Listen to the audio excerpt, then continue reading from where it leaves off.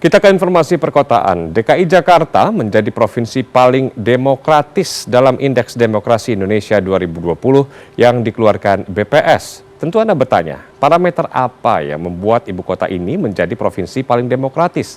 Kita simak informasinya berikut ini.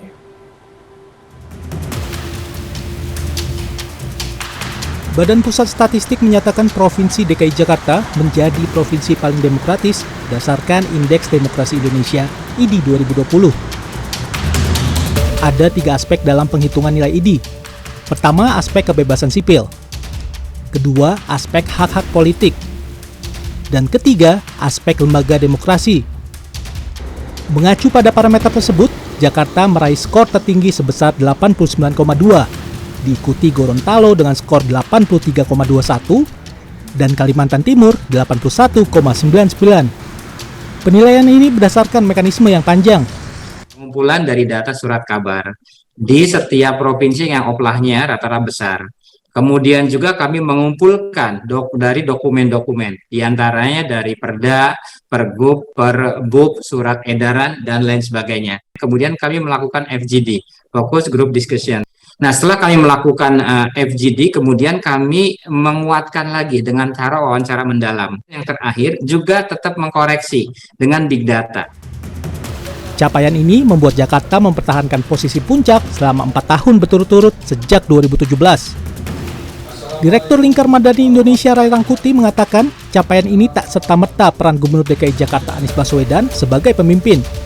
Namun juga kontribusi pihak oposisi yang selalu menggunakan mekanisme formal dalam mengungkapkan ketidaksetujuan dan intelektualitas masyarakat dalam menyampaikan kritikan.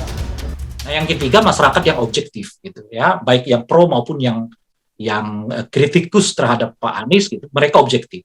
Kalau memang situasinya baik, bagus ya, mereka setidaknya diam gitu.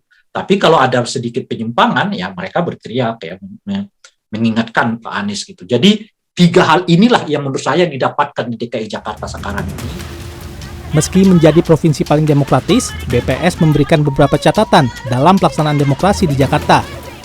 Nilai aspek kebebasan sipil juga turun 4,58 poin dari tahun 2018. Menurut BPS, menurunnya poin aspek kebebasan sipil tak lepas dari panasnya pemilu 2019 yang berujung pada kekerasan jurnalis saat melakukan peliputan berita.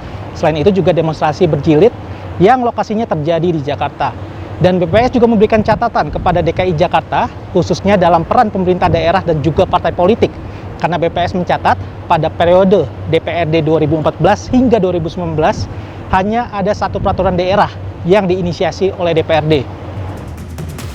Indeks Demokrasi Indonesia adalah alat ukur kuantitatif yang menunjukkan variabel atau indikator yang tidak berkembang di suatu provinsi, sehingga dapat dilakukan evaluasi di provinsi bersangkutan.